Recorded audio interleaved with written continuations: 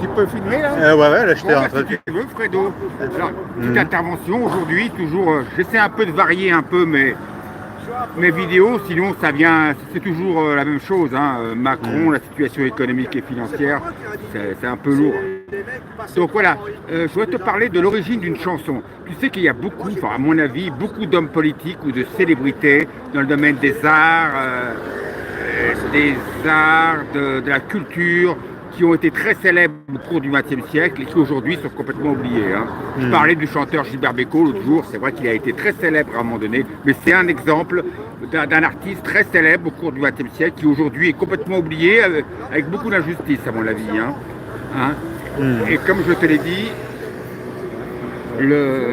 le français le plus célèbre dans le monde au cours du XXe siècle, avant et après-guerre, c'était Maurice Chevalier, et aujourd'hui complètement oublié. C'est pareil pour les écrivains. Hein. Il y a énormément d'écrivains qui ont été très très célèbres au cours du XXe siècle et qui aujourd'hui sont complètement oubliés. Hein. Giraudoux, je ne sais pas, il y en a plein, Cesbron, Bazin, enfin, c'est André Gide. Les intellos connaissent André Gide, mais les jeunes, je ne suis pas sûr qu'ils connaissent. Hein. Il y en a deux qui resteront, à mon avis. Proust et Céline vont rester dans les siècles qui viennent. Qu'ils avaient un immense talent au niveau de l'écriture et un monde à eux, hein, bien à eux. Céline, c'est une boule de haine, mais c'est tellement bien écrit. Voilà. Alors oui, je voulais te parler de l'origine d'une chanson de Guy Béart. Guy Béart, une chanson qui s'appelle La Vérité. Hein. Le premier qui dit la vérité, il doit être exécuté. Donc une chanson qui a un peu un rapport avec notre époque, une chanson qui date du début des années 60. Alors Guy Béart, pour ceux qui ne le connaissent pas, il est mort il y a quelques années, ça a été un chanteur à texte très connu. Hein. Bon, il n'était pas tellement populaire, il était assez satisfait de lui-même. Hein. Voilà, il n'était pas, vous ne pouvez pas trop plaisanter avec lui, mais il a chanté de très très belles chansons, hein. Notamment. Il y a une très belle chanson que j'aime beaucoup, c'est à Saint-Germain-des-Prés, elle est magnifique. Oui, il avait chanté avec comment elle s'appelle, celle qui est Jeanne Moreau peut-être. Non, c'était pas Jeanne Moreau. Elle a été enterrée au cimetière. Montmartre, c'est Jeanne Moreau qui est enterrée au cimetière Montmartre. Mais il y a peut-être d'autres chanteuses qui l'ont.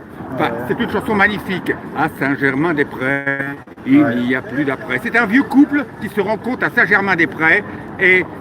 Enfin, ils sont séparés depuis très longtemps, ils ont vécu leur vie, ils ont été amoureux après-guerre à Saint-Germain-des-Prés, dans le Saint-Germain d'après-guerre, avec tous les clubs de jazz et tout qui fonctionnaient la nuit. Et ils se retrouvent vieux à Saint-Germain-des-Prés, et ils se rendent compte qu'ils sont étrangers l'un à l'autre, étrangers aussi à ce qui est devenu Saint-Germain-des-Prés, hein, qui a complètement changé. Et dans la chanson, Guy Béart dit « Tu es devenu une autre et je suis devenu un autre ». Voilà. C'est une très très belle chanson. Il a aussi Harold Desmaudes pour la pièce de théâtre Harold Desmaudes. Il avait composé « Je voudrais changer les couleurs du temps, changer les couleurs du monde ». Hein, c'était l'histoire d'une vieille femme un peu excentrique, avec pleine de vie, qui tombe amoureux d'un jeune homme un peu dépressif, qui adore aller dans les cimetières et tout. Voilà. Et il a composé l'eau vive, bref. Donc voilà, je remets un peu en situation Guy Béart, qui a écrit cette magnifique chanson qui s'appelle La Vérité. Le premier qui dit la vérité doit être exécuté. Et un jour, il rencontre le grand cycliste Jacques Anquetil. Alors Jacques Anquetil, aujourd'hui aussi, il est bien oublié lui aussi. Mais ça a été un très grand champion cycliste français de l'après-guerre, d'origine normande, qui a gagné 5 fois le Tour de France. C'était un très très grand champion. Il a même fait quelque chose d'extraordinaire. Il a gagné 2 grandes classiques. Bonjour. Il a gagné, pardon, il a gagné 2 grandes classiques à un jour d'intervalle. Il a gagné le Dauphiné libéré. C'est quand même une classique sur 5 ou 6 jours. En montagne, hein, l'Auvergne, les Alpes. Et après, le lendemain, il a fait Bordeaux-Paris. T'imagines Bordeaux-Paris? Il a gagné les 2 grandes classiques. Mais le problème, c'est qu'il était dopé, Jacques Anquetil. Et à l'époque, ça se disait pas. Hein. À l'époque, on disait saler la soupe. C'était un langage qui se comprenait dans ce petit milieu. Saler la soupe, ça veut dire qu'on se dopait. Et un jour, Jacques Anquetil, qui était un bon vivant, un seigneur de la vie, qui aimait beaucoup les femmes, Guy Béart aussi aimait beaucoup les femmes, il fait une soirée avec des femmes dans sa gentilhommière en Normandie, et il invite Guy Béart. Et entre 2 coupes de champagne et 2 rires de femmes, Jacques Anquetil dit à Guy Béart qu'il est dopé. Alors, Guy Béart n'en revient pas d'apprendre ça. Et comme il était très bien introduit auprès du milieu gaulliste de l'époque, il était très ami avec le couple Pompidou, Guy Béart. Il rencontre le ministre des Sports du général de Gaulle et il lui dit que Jacques Anquetil lui a dit qu'il était dopé. Et le ministre des Sports du général de Gaulle ne le croit pas du tout. tellement que c'était énorme. Et quelques jours après, le ministre des Sports rappelle au téléphone Guy Béard et lui dit qu'il s'était renseigné et qu'il avait raison. C'était vrai que Jacques Anquetil était dopé. Lui, il n'était pas le seul. Hein. Fausto Coppi, un grand champion cycliste des années 50, était dopé aussi. La plupart étaient dopés. Hein. Voilà. Donc Guy Béard, on a fait une chanson. Le premier qui dit la vérité, il doit être exécuté. Là, évidemment, il fait attention à ce qu'il dit dans la chanson. Mais le premier couplet est consacré au Tour de France. Et il dit que le Tour de France, c'est un spectacle. Et dans le spectacle, il n'y a pas de miracle. Guy Béard, dans la chanson, fait rimer spectacle et miracle. Dans le spectacle, il n'y a pas de miracle. Ah, il faut comprendre ce que ça veut dire. Hein. Donc voilà. Donc le premier qui dit la vérité, il doit être exécuté. Et à l'heure actuelle, sans être exécuté, heureusement, on a un peu l'impression que dans la France macroniste, ceux qui disent des vérités dans beaucoup de domaines, bah, ils deviennent des invisibles. Hein. On ne les passe pas dans les médias mainstream, ils deviennent des invisibles. Voilà, on les tue pas encore, mais ils deviennent invisibles. On les entend pas. Voilà, voilà. Et donc, alors, ce que je voulais te dire, Fredo, c'est que personne ne détient la vérité en matière économique et politique. Hein. Personne ne détient la vérité. Moi, je donne mes opinions, mais je ne détiens pas la vérité. L'avenir, on ne le connaît pas. Comme disait l'historien Masgallo, qu'est-ce qu'il disait? Que le moteur de l'histoire est la surprise. Le moteur de l'histoire est la surprise. Les trois grandes révolutions mondiales, françaises, américaines et russes, à mon avis, personne ne les avait prévues. Hein. Donc, on ne peut pas prédire l'avenir, personne ne détient la vérité. Mais il y a deux intervenants dans les médias hors mainstream qui, à mon avis, s'approchent de la vérité sans dire toute la vérité.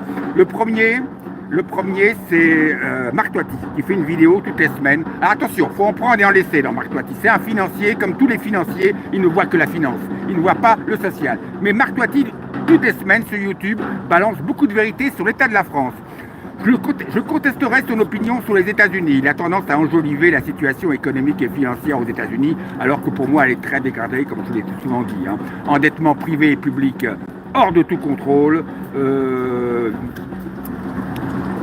La population, il y a un abaissement de l'espérance de vie des Américains à cause de la malbouffe et de la drogue. Et puis les Américains, c'est comme tous les Occidentaux, ils fabriquent plus grand-chose maintenant. C'est pour ça que Trump veut rapatrier les industries. Évidemment, ils sont très très forts en nouvelles technologies, hein. Une avance incroyable en matière d'Internet, IA et nouvelles technologies. Mais en dehors de ça, ils ont, comme l'Occident, énormément délocalisé à l'étranger et produisent plus grand-chose. Et c'est leur faiblesse, voilà.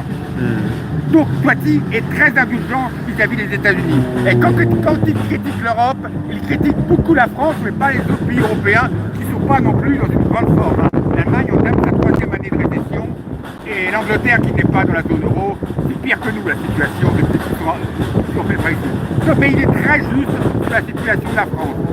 Toiti rappelle que la France a une dette de 3 300 milliards d'euros.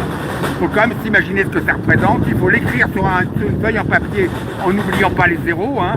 Il doit en avoir... ça fait 12 zéros alors 1 milliard, c'est 9 zéros. Hein. Alors 3 300, ça doit être 11 zéros. 33 et 11 zéros derrière. La dette publique officielle de la France. Pas un chiffre d'un complotiste. Et Marc Toiti, s'appuyant sur des chiffres de la Banque de France et de l'INSEE, affirme qu'à cette dette pharaonique de la France et irremboursable de 3 300 milliards d'euros, il faut rajouter 4 000 milliards d'euros de dette. Ça fait 3 300 plus 4 000. Les 4 000 milliards, dans son jargon, c'est le hors-bilan. La dette hors-bilan. Tout ce qui n'est pas compris dans le hors-bilan, c'est tous les engagements et les engagements et les garanties prises par l'État, notamment pour les retraites des fonctionnaires, qui est une bombe. Hein. Donc la France, d'après Marc Toiti, qui est un économiste extrêmement sérieux, qui a conseillé plusieurs présidents de la République et ministre des Finances, maintenant on ne l'entend plus hein, dans les grands médias mainstream, il dit que la France a une dette de 7 300 milliards et elle aura, à la fin de l'année 2025, elle aura une dette de 7 500 milliards d'euros. Donc voilà, c'est catastrophique et terrifiant. Et voilà, c'est tout ce qu'on peut dire à notre petit niveau. Voilà. Donc, mais Marc Toiti, toutes les semaines, fait des vidéos extrêmement justes sur la France. Sur l'Europe, il est un peu indulgent et sur les États-Unis, il ne voit pas grand-chose. Voilà, mais bon. Par contre, il y a un deuxième intervenant qui est très très bon. Alors lui, il n'est pas du tout politique. Hein. Il ne va pas sur le terrain politique. C'est un sociologue. C'est Fourquet, Jérôme Fourquet. C'est un personnage assez transparent, assez anonyme. C'est pas un passionné, c'est pas un excité, c'est pas un violent. Lui, il se balade dans toute la France. Il raconte dans des bouquins ce qu'il voit. Hein. La décristallisation de la France, la désindustrialisation de la France, des tas de quartiers, de régions qui sont complètement désindustrialisées et abandonnées des dieux maintenant. Hein. Alors, il a deux deux leitmotifs Fourquier. D'abord, il dit que le grand problème de la France, c'est qu'on a sacrifié la production pour la consommation. Voilà. Et moi, moi, depuis 1 an et demi, à ton micro, je dis à peu près la même chose. On a sacrifié l'industrie pour les services. Et pour moi, ça a été une erreur mortifère pour la France. Et ce deuxième leitmotiv de Fourquier, c'est l'archipélisation de la France. C'est ce qu'il écrit dans ce dernier bouquin. C'est qu'en gros, en simplifiant, depuis la révolution industrielle, il y avait deux France. Une France ouvrière, républicaine, laïque, plutôt de gauche, et une France bourgeoise, entrepreneuriale, catholique, plutôt de droite. Voilà. Et que cette France a disparu, a en grande partie disparu à cause de la mondialisation, à cause des différentes crises économiques, du changement de société, hein, des nouvelles idées qui sont sorties de l'après-mai 68. Tout ça s'est évaporé un peu. Et que maintenant, d'après Fourquier, on assiste à une archipélisation de la France. Des tas de petits mondes, voilà, qui vivent les uns à côté des autres, des tas de petites chapelles, de petits mondes qui communiquent pas beaucoup entre eux, voilà. Voilà. Et puis il raconte tout ce qu'il voit, Fourquier. Hein. D'abord l'islamisation de certains quartiers, des prénoms de plus en plus musulmans. Enfin, il voit tout. Il voit qu'évidemment que les divorces maintenant se sont répandus très largement dans la société française, alors qu'après-guerre ils étaient exceptionnels. Hein. Il parle des familles monoparentales. Enfin, il parle d'un tas de choses qu'il voit. Fourquier va sur le terrain et ensuite dans des bouquins, dans des interviews, il raconte sans passion, hein, sans passion, sans énervement, ce qu'ils voient. Mais ça tranche quand même avec la gogolisation des grands médias, hein, qui gogolisent les Français, qui leur donnent un prêt-à-penser. Lui, ce qu'il compte pour Fourquier, c'est la réalité. Il voit la réalité du terrain qui traduit dans des vidéos et surtout des bouquins. Voilà. Donc lui, c'est deux grandes thèses, c'est l'archipélisation de la France et c'est le fait qu'on ait, la grave erreur qu'on ait commise, c'est qu'on ait sacrifié la production pour la consommation, quoi. On a cru qu'un monde de consommation, on pourrait consommer moins cher des produits fabriqués à l'étranger, et puis voilà, tout le monde y gagnerait, c'était presque un monde parfait, mais c'est pas vrai, hein. C'est comme moi quand je te dis qu'on a sacrifié l'industrie pour les services. Ah, comme ça on va se débarrasser de l'industrie, du monde ouvrier, de la pollution, voilà. Non, mais ça a été une grave erreur, parce un pays qui ne produit plus grand chose comme la France, qui ne fabrique plus grand chose, avec pas de gaz, pas de pétrole dans notre sol, très peu de matières premières, donc à court terme ça peut marcher, mais à long terme c'est non, c'est la décadence d'un pays, c'est le déclin et la décadence d'un pays. Hein. C'est pour ça que Trump, lui, alors je ne dis pas qu'il va réussir, j'ai toujours dit qu'il allait être confronté à la réalité, Trump. Il essaie de rapatrier des industries, notamment par les droits de douane qu'il veut augmenter. Il va essayer, mais je ne dis pas qu'il va réussir, il veut essayer de rapatrier des industries aux États-Unis. Voilà, mais Trump, attention, il hérite d'une situation difficile et puis il n'a que 2 ans, parce que dans 2 ans, il y a les prochaines élections de mi-terme. Pour l'instant, il y a la majorité aux 2 chambres, mais dans 2 ans, on ne sait pas. Hein. Voilà, mais enfin qu'on arrête de s'énerver sur Trump ou sur Poutine. Les problèmes de la France sont très anciens, il n'y a pas de Trump et de Poutine. Hein. Si la France est complètement en faillite, le dernier budget de la France en équilibre date de 1974, ni Trump ni Poutine n'y sont pour quelque chose. Si la France est en train de devenir un grand désert médical dans beaucoup de régions, ni Trump ni Poutine n'y sont pour quelque chose. Et ainsi de suite.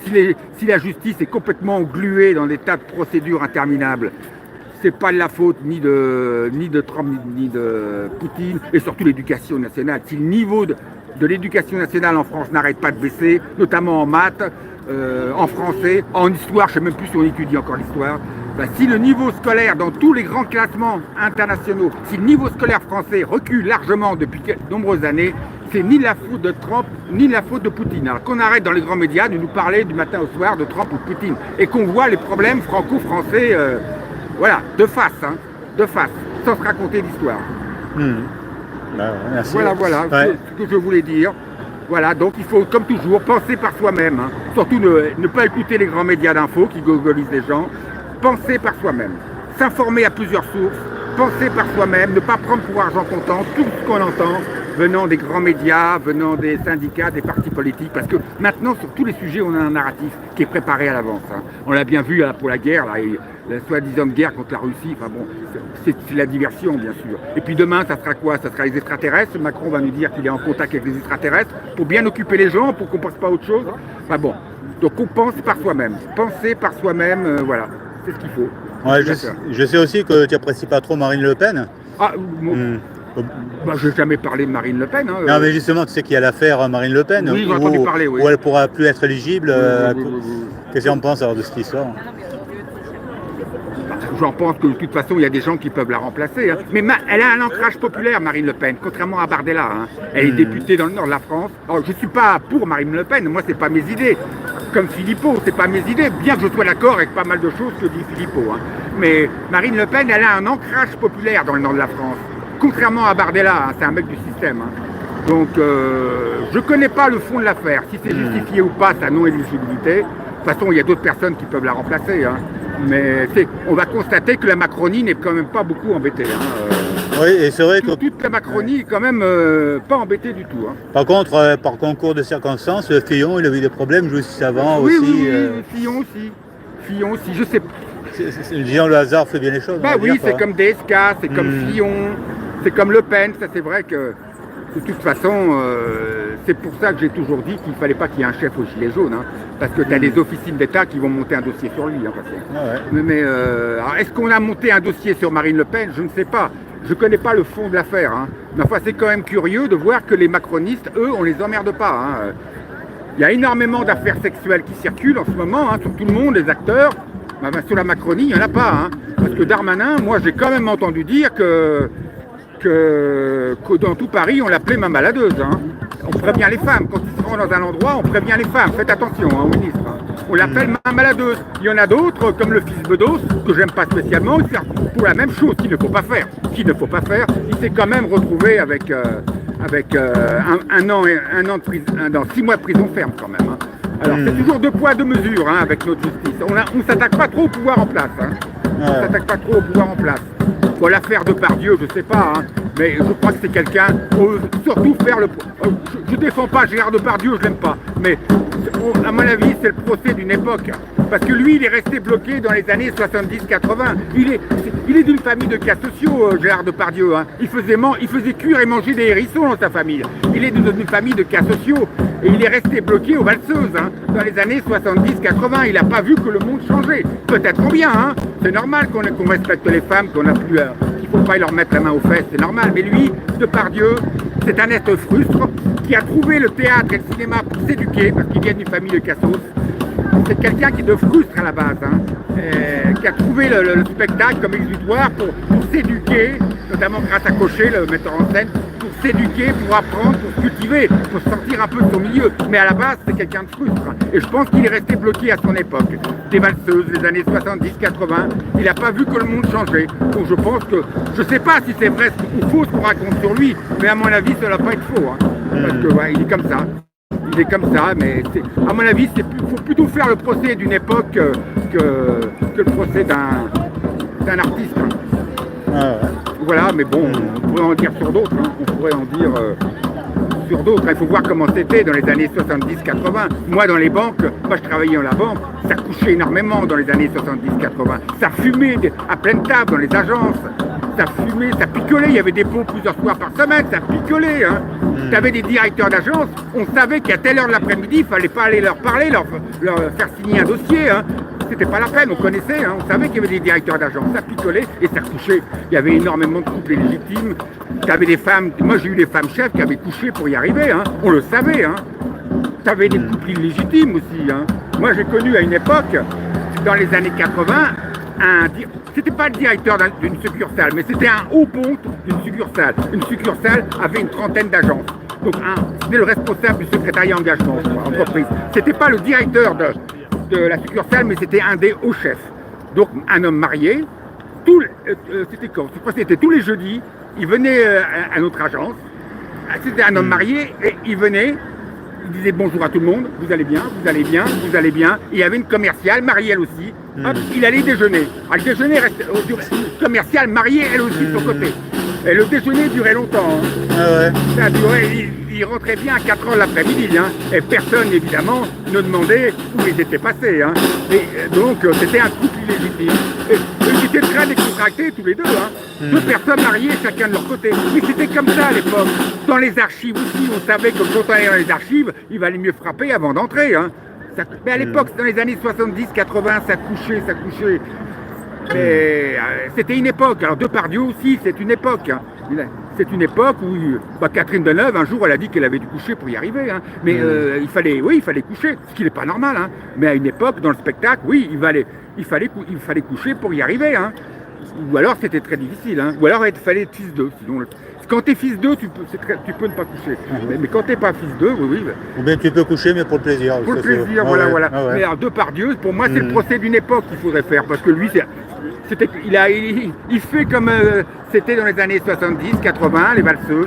Il en est resté aux valseuses. Il n'a pas compris que l'époque avait changé, voilà. Voilà. On pourrait parler aussi de bien d'autres artistes, voilà. C'est vrai que tout à l'heure, tu avais dit qu'il vaut mieux qu'il n'y ait pas qu'une seule tête de Gilets jaunes, il vaut mieux qu'il y en ait plusieurs. Oui. Et ça me faisait penser à Kyle Guilla qui disait dommage que le peuple n'ait pas qu'une seule tête, comme ça je pourrais la couper. Non, non, pas fou, ouais. Un psychopathe, tiens. Ouais. Bah oui, mais les empires naissent et meurent. Hein. Le capitalisme n'est pas éternel. Hein. Comme tout ce qui termine par isme, le capitalisme n'est pas éternel. Il est très récent dans l'histoire de l'humanité. Hein. Il disparaîtra peut-être dans 50 ans, dans un siècle. Hein. C'est possible, il y a autre chose qui va prendre sa place. Hein. Rien n'est éternel sur Terre. La France n'est pas éternelle, nous on n'est pas éternels. Et même la Terre n'est pas éternelle. La Terre n'est pas éternelle, non, parce qu'elle dépend de la lumière du Soleil. Il y en a encore pour 4,5 milliards d'années d'existence, au mieux. Ah ouais. Mais enfin, il peut y avoir une catastrophe avant, hein, une météorite qui fracasse la Terre, je ne sais pas, ou une éruption solaire, ou je ne sais pas quoi. Hein. On ne connaît pas l'avenir. La Terre n'est pas éternelle, hein. Rien n'est éternel sur Terre. Ouais, je crois que c'était il y a 700 millions, je crois, d'années où on avait eu la météorite qui avait écrasé la disparition des dinosaures. Je dirais 700 millions, mais je ne suis pas sûr. Et nous, l'être humain est apparu sur Terre 65 millions d'années après l'extinction des dinosaures. T'imagines dans le temps, une vie humaine, c'est rien du tout. Un Jésus-Christ, c'est rien du tout. Enfin, bon.